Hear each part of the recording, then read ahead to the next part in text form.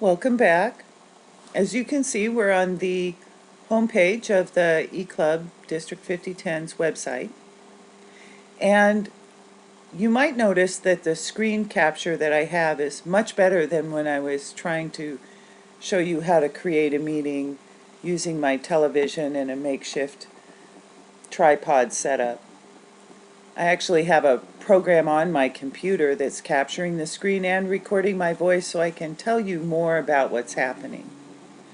So our website serves as the virtual physical location for our Rotary Club. It's how we pass information back and forth. It's how we get the work done of our Rotary Club. And as such, it is important that members show up at our virtual physical location, i.e. the website, on a regular basis, making sure their information is up to date and conducting business through the website. This website ties directly back to Rotary International. It allows attendance and other information about members to go straight to Rotary International without additional steps. And it makes the process really smooth, which is why we are conducting all business in Club Runner. So this section of the meeting will be talking about how to log in. After the meeting a couple of weeks ago, some of the commentary suggested that maybe members aren't even aware that there are options to log into the website. When you first enter the homepage of the website, there is a lot of functionality without being logged in, and it could lead someone to believe that they do not need to log in.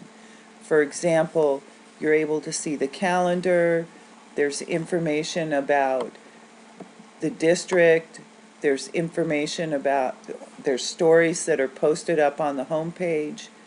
On the right-hand side, you see that the club executives and directors are here. You can send an email via that way.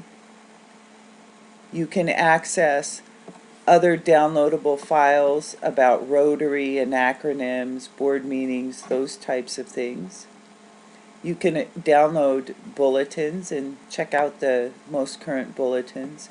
People can even subscribe to our bulletin. We actually have subscribers who are not members of our club who get the bulletin on a weekly basis.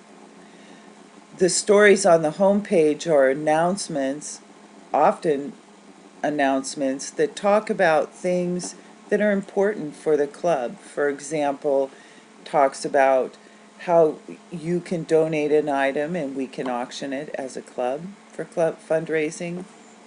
It's talking about an event on March 29th where we're working on a fun e-club meeting event that should be fun with lip syncing. Talks about foundation donations, every Rotarian every year.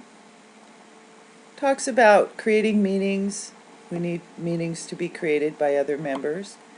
Talks about our membership directory. So it's just really announcements. We're announcing the board meeting that happened this last weekend. And on the left-hand side there are links to our site pages, links to our application in every Rotarian every year, which will take you right to the Rotary International website where you can donate to the foundation. And then our sponsors are on the website. But I think what it's important for you to see is that on the site pages links, there's not very many there. Membership, meetings, and about our e-club. And that comes back to the membership login. About our e-club talks about the e-club, and there are a number of pages in there, and we'll go through that at another point in the meeting. But it does, in fact, talk about the e-club. And it's accessible to anyone who comes to our website, as is the calendar.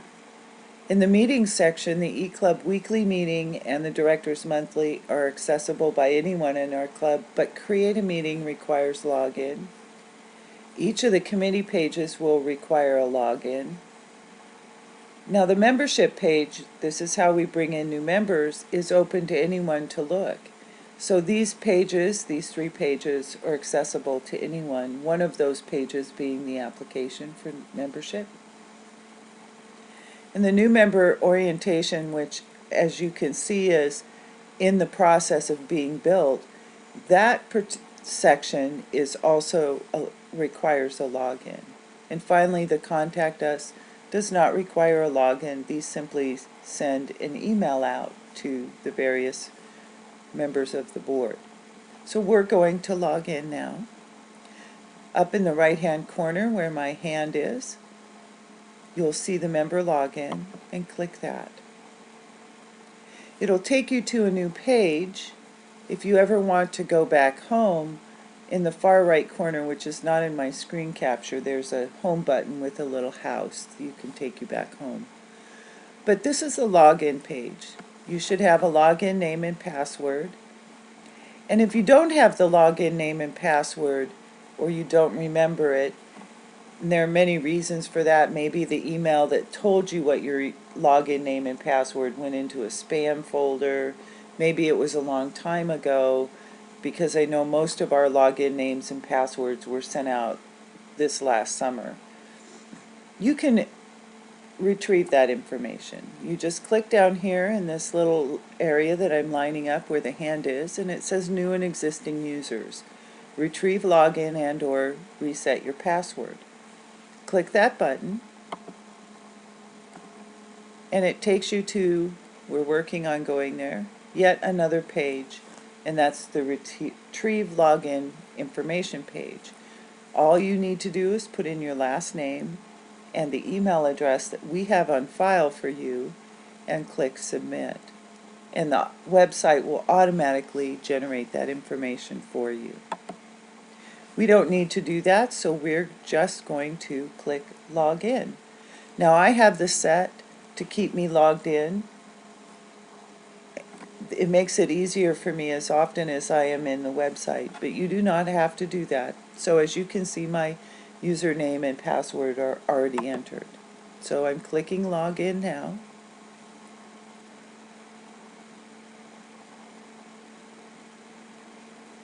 And now we're logged into the home page. And you know you're logged into the home page when in the top right it says, Welcome, Naomi Sweetman. There's a section here for member area, and then a log out button. So that's it for how you log into the website. Super easy, super smooth. In the next part of the meeting, we'll be talking more about each of the different sections of the website. I'll go over each of those with you, and I'll see you soon.